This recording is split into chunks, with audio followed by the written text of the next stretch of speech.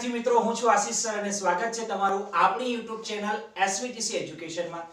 તો ધોરણ 10 ના સામાજિક વિજ્ઞાનમાં આજે આપણે પહેલું પ્રકરણ જે છે ભારતનો વારસો એ આપણે ભણવાના છીએ। તો તૈયાર થઈ જાઓ, સ્ક્રીન પર તમારી સામે પેરેગ્રાફ પણ આવતો રહેશે અને સાથે સાથે આપણે સમજીએ કે ભારતનો વારસો એટલે શું। તો લેટ્સ સ્ટાર્ટ। ધોરણ 10 સામાજિક વિજ્ઞાન પ્રકરણ 1 જેનું નામ છે ભારતનો વારસો। તો અહીંયા ભારત તો આપણે પરિચિત છીએ ભારતથી, પણ વારસો એટલે શું? લેગેસી એક પ્રકારનો, બરાબર। વારસો એટલે શું એ ઘણા લોકોને હજી કોન્સેપ્ટ ક્લિયર કરવો પડે। તો આપણે શરૂઆત કરીએ, ભારતના થોડા પરિચય લઈ લઈએ। બુકની અંદર તમે જોઈ શકો છો, બુકની અંદર જોઈ શકો છો અથવા સ્ક્રીન ઉપર પણ તમારી લાઇનિંગ અહીંયા આવતી રહેશે, જોતા રહેજો અને સમજતા જઈએ। તમને આ વિડીયોમાં બહુ ઇન્ટરેસ્ટિંગલી વિવિધ ઉદાહરણો સાથે હું બિલકુલ ડિટેલમાં તમને સમજાવીશ કે ખરેખર વારસો શું છે, ભારતનો પરિચય, બરાબર, જે ટોપિક અત્યારે આપણા વિડીયોમાં ભાગ 1 માં લેવાના છે બધા। તો શરૂ કરીએ ભારતનો વારસો। તો ભારત જે છે આપણે જાણીએ છીએ કે સૌથી પ્રાચીન સંસ્કૃતિ ધરાવતો દેશ છે। વર્ષો જૂની આપણી ભારતીય સંસ્કૃતિ છે, એના પર આપણને ગર્વ હોવો જોઈએ। ભારતના પ્રાચીન ગ્રંથ વિષ્ણુ પુરાણમાં ભારત વિશે માહિતી મળે છે। સમુદ્રની કિનારે, સમુદ્રની ઉત્તરે, બરાબર, નીચે આપણો જે હિન્દ મહાસાગર છે એનાથી ઉપર તરફ એટલે ઉત્તર દિશામાં અને હિમાલયની દક્ષિણે ઉપર આપણા ભારત માતાના મસ્તક બાજુ જે છે હિમાલય છે, તમે જાણો છો એ પ્રમાણે આવેલા સ્થળનું નામ જે છે ભારત વર્ષ છે, બરાબર। જેને આપણે સંતાનો જેના છીએ એને આપણે ભારતીય કહેવાઈએ, ભારત દેશના આપણે નાગરિકો છીએ એટલે વી આર ઇન્ડિયન્સ। ભારતની અંદર તમે જાણો છો કે શુભ કાર્ય કોઈ કરવાનું હોય, બરાબર, એ શુભ કાર્ય પ્રારંભે લેવાતા સંકલ્પોની અંદર ભારત વર્ષ, ભરતખંડ, જંબુદ્વીપ, બરાબર, આર્યવ્રત વગેરે જેવા નામોનો આપણે અહીંયા ઉપયોગ કરીએ છીએ, વગેરે જેવા શબ્દોનો ઉપયોગ કરીએ છીએ। પૂર્વ, પશ્ચિમ, દક્ષિણ એમ 3 દિશામાં ભારત જે છે એ ભારતની પૂર્વમાં, બરાબર, જ્યાં બંગાળાની ખાડી છે, પશ્ચિમ તરફ એટલે આપણે જે ગુજરાતને અડીને જે દરિયા કિનારો છે, બરાબર, અરબ સાગર, અને દક્ષિણ દિશામાં જે નીચે તરફ છે હિન્દ મહાસાગર, એમ ત્રણેય તરફ જે છે એ સમુદ્ર, અને ઉત્તર દિશામાં, ભારતની ઉત્તર દિશામાં જે છે એ હિમાલયની ગિરિમાળા, એવી કુદરતી સૌંદર્ય ધરાવતો અને કુદરતી રચના ધરાવતો આપણો આ દેશ છે। આપણા દેશની સમૃદ્ધિથી આકર્ષાય આપણે પણ આપણો ઇતિહાસ જાણીએ છીએ કે વર્ષોથી દુનિયાના જુદા જુદા ભાગોમાંથી ભારતમાં વિવિધ પ્રજા, વિદેશી પ્રજા આવી। તો એ કેમ આવી? તો એ આપણી સમૃદ્ધિથી આકર્ષાઈને આવી। તો સમૃદ્ધિથી આકર્ષાઈને અનેક વિદેશી પ્રજાઓ ભારતમાં આવી અને અહીંયા સ્થાયી પણ થઈ, અહીંયા રહેવા પણ લાગ્યા। ભારતીય સંસ્કૃતિની અંદર એ લોકો એક પ્રકારે કહી શકે કે મહાનદમાં ભળી ગઈ। આ આદાન પ્રદાન એ લોકો આપણા ભારતમાં એટલે એમના કેટલાક સંસ્કૃતિના તત્વો આપણા ભારતના લોકોમાં અને ભારતના કેટલાક સંસ્કૃતિના લોકો એ લોકોમાં પણ એકબીજાની અંદર આદાન પ્રદાન થયું એ બધી વસ્તુઓનું, અને પરસ્પર જે આદાન પ્રદાનની પ્રક્રિયા છે એના દ્વારા દેશની અંદર અનેક પરિવર્તનો પણ જોવા મળ્યા। અને એ રીતે એક પેઢીમાંથી બીજી પેઢીમાં, એક પેઢીમાંથી બીજી પેઢીમાં આ જે સંસ્કારો કહી શકો કે જે સંસ્કૃતિ કહી શકો, બરાબર, કે જે ટેવો, રીતિ રિવાજો, મૂલ્યો, વિચારસરણી, એ બધાનું એક પેઢીમાંથી બીજી પેઢીમાં જે હસ્તાંતરણ થયું, બરાબર, એને આપણે આપણો સાતત્યપૂર્ણ વિકાસ થયો એવું કહી શકીએ, આપણે ડેવલપ કર્યું એવું કહી શકીએ। હવે આપણે પહેલા વાત કરીશું ભારતનું સ્થાન અને વિસ્તાર। આમાંથી એક એક વાક્યમાં પૂછાય એવા અમુક જે ટોપિક નીકળે એ અંડરલાઈન કરતા જવાનું છે તમારે તમારી બુકની અંદર, અથવા નોટ ડાઉન કરી શકો તમે। તો ભારતનું સ્થાન અને વિસ્તાર તો આપણે જાણીએ છીએ કે ભારત જે છે એ કદની દ્રષ્ટિએ, બરાબર, ભારતનું સ્થાન, કદ અને જે વિસ્તાર છે એની દ્રષ્ટિએ આપણે ધોરણ 9 માં અભ્યાસ કરી ગયા એ પ્રમાણે પ્રાચીન ભારત જે છે એ ઘણું વિશાળ હતું, બહુ એને ભરતખંડ કહેવાતો, બરાબર, અખંડ ભારત જેને આપણે નામ આપીએ છીએ। એવું જે ભારત છે હાલમાં પણ ભારત જે છે વિસ્તારની દ્રષ્ટિએ આખા વિશ્વની જો અંદર વાત કરીએ તો 7મા ક્રમે આવે છે, બરાબર। તો વિસ્તાર જે છે વિસ્તારની દ્રષ્ટિએ 7મા નંબરે આવે છે। અને તમે જાણો છો એમ વસ્તીની દ્રષ્ટિએ વાત કરીએ કે પોપ્યુલેશન કેટલી છે, તો આખી દુનિયામાં ભારત જે છે એ બીજા નંબર પર છે, એટલે ઘણો વિશાળ દેશ છે, બરાબર। 7મા નંબરનું એનું પૃષ્ઠભૂમિ વિશ્વના દ્રષ્ટિએ જોવા જઈએ તો, અને વસ્તીની દ્રષ્ટિએ જોવા જઈએ તો એ બીજા નંબરનો દેશ છે। તો આ થયું એનું સ્થાન અને વિસ્તાર। તમને એક્ઝામમાં આમાંથી એક એક વાક્યના પ્રશ્ન તરીકે વિસ્તારમાં કયું સ્થાન અને વસ્તીમાં કયું સ્થાન એ પૂછી શકે। ત્યાર પછી આપણે વાત કરીએ વારસાની જે વાત કરી રહ્યા છે કે ભારતની અંદર જે આ વિદેશી પ્રજાઓ આવી અહીંયા રહી એ સ્થાયી થયા, એમાંથી આપણે કેટલીક વસ્તુઓ ઉઠાવી, આપણામાંથી લોકોએ કેટલીક વસ્તુ ઉઠાવી. તો ભારતનો જે વારસો છે એ વૈવિધ્યસભર રહ્યો. અને આમ પણ આપણા ભારતની અંદર એવું કહેવાય છે કે વિવિધતામાં એકતા. કેટલી બધી જાતના લોકો રહે છે, કેટલા બધા ધર્મ, કેટલા બધા જાતિ, કેટલા બધા સંપ્રદાય, કેટલી બધી સંસ્કૃતિઓ, કેટલી બધી ઉત્સવો, લોકરીતિઓ, મૂલ્યો, ટેવો, બરાબર, દરેકમાં વૈવિધ્ય એટલું બધું છે, છતાં બધા સંપીને રહે છે. તો આ બધા પ્રજાઓના બધા સાંસ્કૃતિક તત્વો ભેગા થઈને આપણો એક વારસો જે બને છે એ વૈવિધ્યસભર બને છે. તો એના આપણે આ ચર્ચા કરીએ ટોપિકમાં વૈવિધ્યસભર વારસો.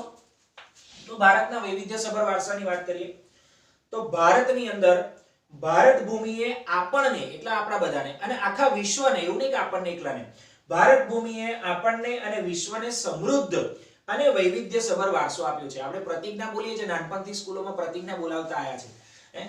તો આપણે કહીએ છીએ ને, ભારત મારો દેશ છે, બધા ભારતીયો મારા ભાઈ બહેન છે, બરાબર, હું મારા દેશને ચાહું છું. અને એમાં એક લાઈન આવે છે, બરાબર, વૈવિધ્યપૂર્ણ વારસાનો, મને મારા દેશના વૈવિધ્યપૂર્ણ વારસાનો ગર્વ છે, એવી વૈવિધ્યપૂર્ણ વારસાનો ગર્વ છે, એવી લાઈન આવે છે. તો આપણા દેશનો જે વૈવિધ્યપૂર્ણ વારસો છે, આટલો ભાતીગળ વારસો છે, એના પર આપણને ગર્વ ચોક્કસ હોવો જોઈએ. તો એ રીતે વાત કરીએ તો વિશ્વને અને આપણને વૈવિધ્યસભર વારસો આપણા દેશે આપ્યો છે. ભારતની જે સંસ્કૃતિ રહી છે હંમેશા શાંતિપ્રિય રહી છે, બરાબર છે, અને શાંતિપ્રિય, શાંતિમય અને વેપારી રહી છે. ભારતની સંસ્કૃતિમાંથી આ ધ્યાન રાખવાનું છે કે ભારતની સંસ્કૃતિમાંથી સત, ચિત્ત અને આનંદ, ગુજરાતીમાં લખીએ સત, ચિત્ત, આનંદ, બરાબર, સચ્ચિદાનંદ બને છે એમાંથી, તમે જાણો છો. તો ભારતની સંસ્કૃતિમાંથી સત, ચિત્ત અને આનંદ જે છે એનો અનુભવ પ્રાપ્ત થાય છે. ભારતની સંસ્કૃતિમાંથી આપણને શાનો અનુભવ પ્રાપ્ત થાય છે? સત, ચિત્ત, આનંદનો. બુક લઈને બેઠા હોય તો એની નીચે અંડરલાઈન કરવાનું છે અથવા આ લીટી તમારે નોટ ડાઉન કરવાની છે.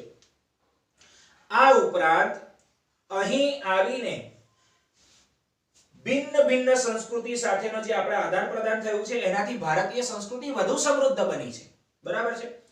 બહારની જે પ્રજા આવી ને આપણી જે પ્રજા છે એ બંનેની સંસ્કૃતિઓ ભેગી થઈ અને એ વધારે સમૃદ્ધ બની છે. આપણે જે આપણી સંસ્કૃતિએ જે અપનાવેલી અહિંસા છે અને શાંતિના જે મૂલ્યો છે એ આજે વિશ્વભરમાં એનો સ્વીકાર પણ થયો છે, એનો પ્રચાર પણ થયો છે. લોકો એના વિશે જાણતા, વિશ્વ એના માનતા પણ થયા છે કે ભારત હંમેશા શાંતિમય વાતાવરણ ઈચ્છે છે. ક્યારેય આપણા ભારતે ક્યારેય, આપણે ઇતિહાસ ઉઠાવીને તમે જોશો તો ભારતે ક્યારેય કોઈ નબળા દેશ ઉપર કે પોતાના પડોશી દેશ પર વધારે પડતું અતિક્રમણ જબરજસ્તી કર્યું હોય કે કોઈ પ્રકારની જોહુકમી કરી હોય કે આક્રમણ કર્યું હોય કે હુમલો કર્યો હોય કે અહિંસા છોડી અને હિંસા તરફ વળ્યો હોય દેશ આપણો ભૂતકાળમાં પણ એવું ક્યારેય આપણા ઇતિહાસમાં આપણે જોયું નથી. તો સિંધુ ખીણની સંસ્કૃતિના લોકોથી શરૂ કરી, જે અતિ પ્રાચીન સંસ્કૃતિ કહેવાય છે સિંધુ ખીણની સંસ્કૃતિ, એ સિંધુ ખીણની સંસ્કૃતિના લોકોથી શરૂ કરીને આજ દિન સુધીના લોકોએ ભારતને, ભારતમાં જે આ સંસ્કૃતિ બની તો ભારતના લોકોથી જ બની હોય, તો ભારતની અંદર એવા ઘણા બધા લોકો થઈ ગયા કે જેમને પોતાની આવડત દ્વારા, બુદ્ધિ દ્વારા, શક્તિ અને કલા કૌશલ્ય દ્વારા ભારતને સમૃદ્ધ બનાવ્યું છે. ભારતના ભવ્ય વારસાના નિર્માણ અને ઘડતર માટે ઘણા બધા ઋષિમુનિઓ, આપણે જાણીએ છીએ ભારત જે છે ઋષિઓનો દેશ કહેવાય. ઋષિમુનિઓ આપણા પ્રાચીન સંસ્કૃતિમાં અને ઇતિહાસમાં આપણે ઋષિમુનિઓ વિશે જાણીએ છીએ. મહાન મહાન ને જ્ઞાતા દ્રષ્ટાઓ થઈ ગયા આપણા ભારતની અંદર. તો મહાન ઋષિમુનિઓ હોય, સંતો હોય, વિદુષીઓ હોય, વિદ્વાનો હોય, પછી ચિંતકો, બરાબર, જુદી જુદી બાબતો ઉપર ચિંતન કરનાર લોકો હોય, બુદ્ધિશાળી, તો એ ચિંતકો હોય, કલાકારો, કારીગરો, વૈજ્ઞાનિકો, સંશોધકો, બરાબર, સાહિત્યકારો એવા થઈ ગયા કે જેમને વિશ્વને ઘણું બધું સારું સારું સાહિત્ય આપ્યું. બરાબર, આગળ આ બધી વસ્તુઓ ડિટેલમાં આગળના પાઠની અંદર આવવાની છે, બરાબર, કયા કયા સાહિત્યકારો થઈ ગયા. ત્યાર પછી શિક્ષણ શાસ્ત્રીઓ હોય, રાજનીતિજ્ઞો હોય, ઇતિહાસકારો હોય, સમાજ સુધારકો હોય, આ વગેરેનો અગત્યનો ફાળો રહ્યો છે આપણા ભારતની સંસ્કૃતિમાં. અને એની અંદર ધર્મ, શાસન શૈલી, ભાષા, કલા, ચિત્ર, બોલી, પહેરવેશ અને રીતિ રિવાજો આ બધું ભારતને મળ્યું છે, આ બધું ભારતના લોકોએ આપ્યું છે. બરાબર, આ જે મહાન વ્યક્તિઓ થઈ ગયા જેના જેના નામ લીધા, એ દરેકે પોતાની આવડત, બુદ્ધિ, કલા, કૌશલ્ય દ્વારા ભારતને જુદા જુદા ધર્મની વાત હોય, ભાષા બોલીની વાત હોય, શૈલીની વાત હોય, કલા ચિત્ર હોય, પહેરવેશ હોય, બધાની ભેટ ભારતને આપી છે. અને ભારતને આ મળ્યું એટલા એના કારણે ભારતની અંદર વૈવિધ્યસભર સંસ્કૃતિનું નિર્માણ થયું. કારણ કે એટલી બધી વિવિધતા સભર લોકોએ પોતાની વસ્તુઓનું પ્રદાન કર્યું છે, આપણે ભારતીય સંસ્કૃતિમાં યોગદાન આપ્યું છે. તો ક્યારના આપણે સંસ્કૃતિ કરીએ છીએ, તો આપણને પ્રશ્ન થાય સંસ્કૃતિ એટલે શું. પણ એના પહેલા હજી એક છણા વાત કરી લો કે વારસો એટલે શું. આપણે હજી ક્લિયર ના થયું હોય તો તમને કહી દઉં. આપણે જનરલી કહીએ તો બાપ દાદાની જે જમીન જાયદાદ હોય એ એના બાળકને મળે, મતલબ એના પુત્રને મળે. બરાબર છે. એ મોટો થાય, એનો બી પુત્ર આવે તો એ બધું વારસામાં એના પુત્રને આપે, મતલબ પેઢી દર પેઢી ચાલ્યા કરે.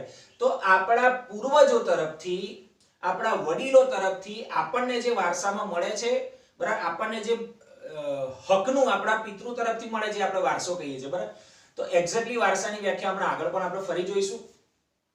તો માનવીને જે કંઈ પણ આપણા સંસ્કૃતિમાંથી જે કંઈ મળે છે, બરાબર, વર્ષોથી જે રીતિ રિવાજો છે, મૂલ્યો છે, ટેવો છે, વિચારસરણીઓ છે, જીવન જીવવાની શૈલી છે, આપણને વારસામાં જ મળી છે. બરાબર, આપણા ઘરની અંદર, ઘરમાં એક નાનું બાળક હોય, એ નાના બાળકને એના મા બાપ સંસ્કાર આપે છે ને કે ભાઈ મોટાને વંદન કરો, ભગવાન સામે જય ભગવાન કરો.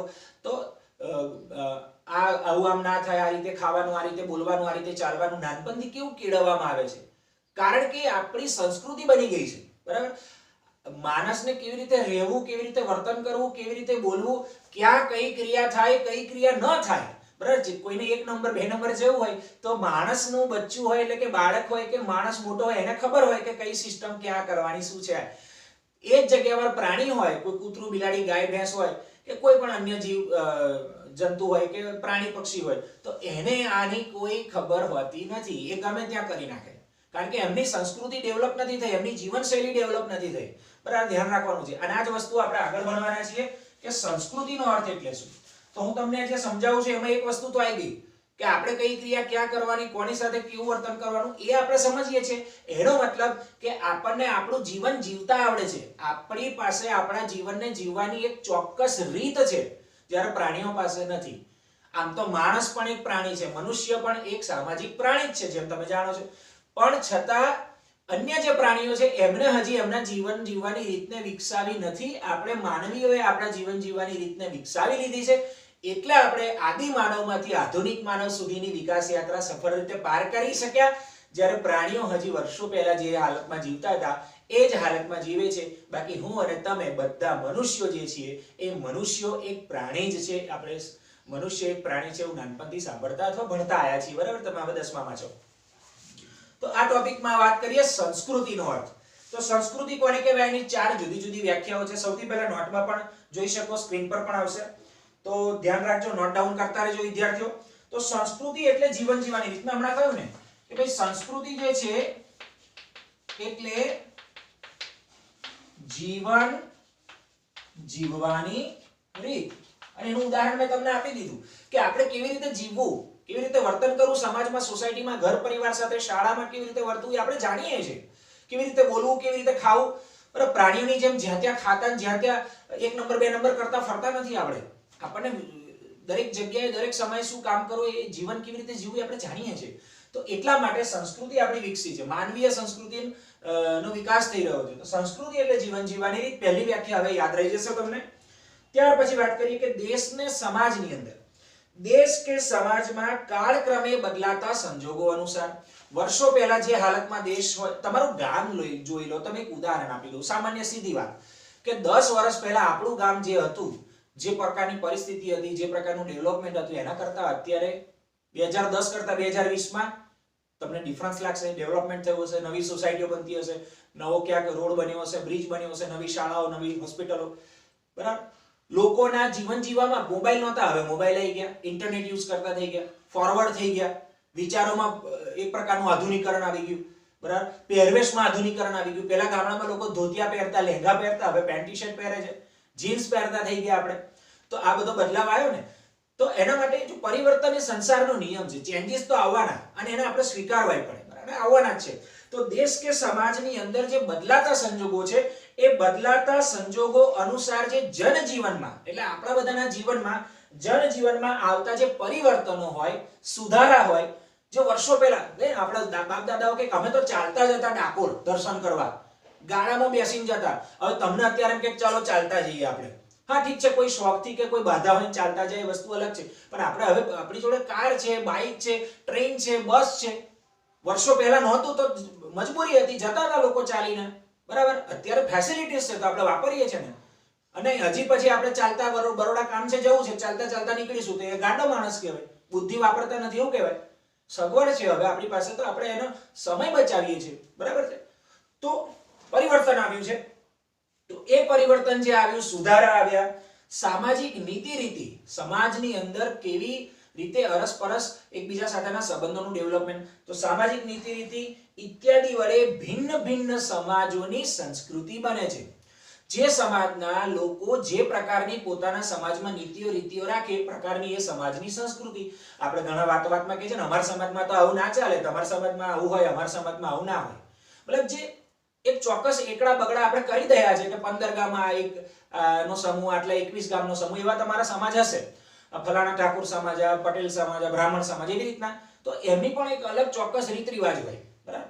મરાઠી સંસ્કૃતિ ના લોકોના લગ્ન પ્રસંગમાં, ગુજરાતીના લગ્ન પ્રસંગમાં, હિન્દુઓના લગ્ન પ્રસંગમાં, મુસ્લિમોના લગ્નની અંદર એ બધી વિધિઓ અલગ અલગ છે, કારણ કે એમની નીતિ રીતિ એમને એમની રીતે ડેવલપ કરેલી છે.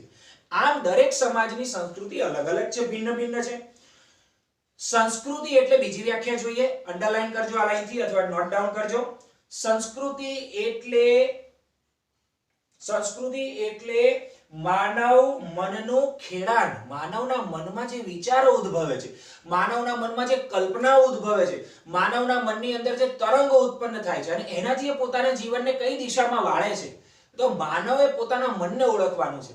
તો માનવ મનનું ખેડાણ. તો બીજું છે સંસ્કૃતિ એટલે માનવ મનનું ખેડાણ. તમે આવું હાઇલાઇટ પણ કરી શકો, બરાબર. સંસ્કૃતિ એટલે પહેલું જીવન જીવવાની રીત, બીજું સંસ્કૃતિ એટલે માનવ મનનું ખેડાણ. હજી આપણે એક ત્રીજી વ્યાખ્યા લઈ શકીએ.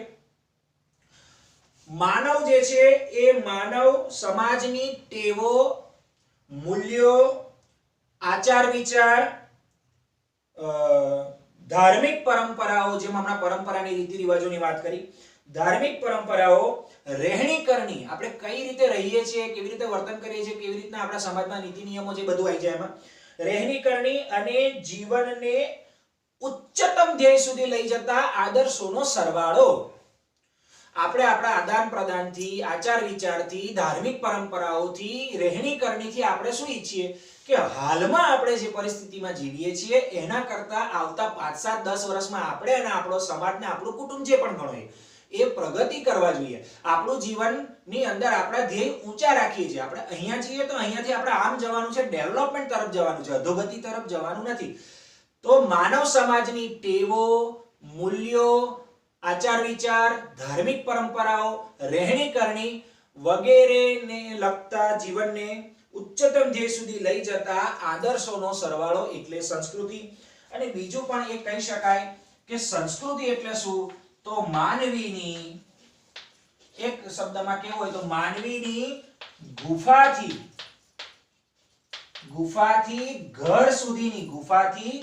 ઘર સુધીની વિકાસ યાત્રા. આવું પણ કહી શકો. સંસ્કૃતિ એટલે શું, તો સંસ્કૃતિ એટલે માનવીની ગુફાથી ઘર સુધીની વિકાસ યાત્રા. જેમ તમને કહ્યું એમ આપણે પ્રાચીન સમયમાં આપણે આદિ માનવો હતા, બરાબર. જંગલમાં ભટકતું જીવન જીવતા, કપડા પહેરવાના ઠેકાણા નતા, ઝાડપાન વેલા બાંધીને આપણે ફરતા, શિકારી પ્રવૃત્તિ કરતા, આખો દિવસ ભટક્યા કરવાનું, શિકાર કરવાનું, પોતાનું જીવન જીવવાનું જેમ અન્ય પશુઓ અત્યારે જીવે છે.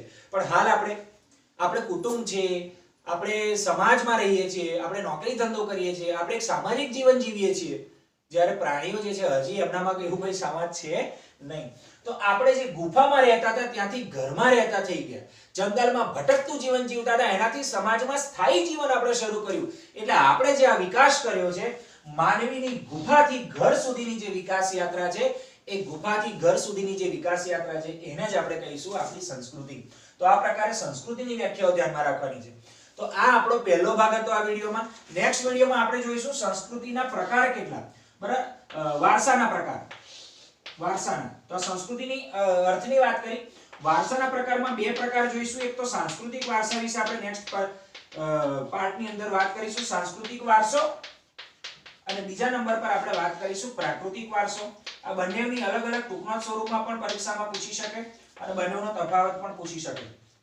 અને આ જે બધી બાબતો મેં સમજાવી છે એ બાબતોને લાગતા વળગતા ઉદાહરણો સાથે આપણે સમજીશું કે સાંસ્કૃતિક વારસો શું હોય, પ્રાકૃતિક વારસો શું હોય. તો દોસ્તો, આપણે માત્ર આ પાઠની અંદર એન્ટર થયા છીએ. હજી તો આપણે છબછબિયા કર્યા છે. હજી આપણે અંદર પાઠમાં ડૂબી જવાનું છે, ડૂબકીઓ લગાવવાની છે, તરવાનું છે, મજા કરવાની છે. તો ફટાફટ આ વિડીયોને લાઈક, શેર અને આપણી ચેનલ હજી સબસ્ક્રાઇબ ના કરી હોય તો કરી લેવાની છે. અને ઝડપથી આપણે મળીશું નેક્સ્ટ પાર્ટમાં સાંસ્કૃતિક વારસો અને પ્રાકૃતિક વારસાની સમજ સાથે. તો આશા રાખું છું તમને આ ટોપિક બરાબર ઇન્ટરેસ્ટ પડ્યો હોય તો નેક્સ્ટ વિડીયો જોવાનું ચૂકતા નહીં. હું આશીષ સર રજા લઉં છું. જલ્દી મળીશું નેક્સ્ટ વિડીયોમાં આગળના ટોપિક સાથે. Thank you very much.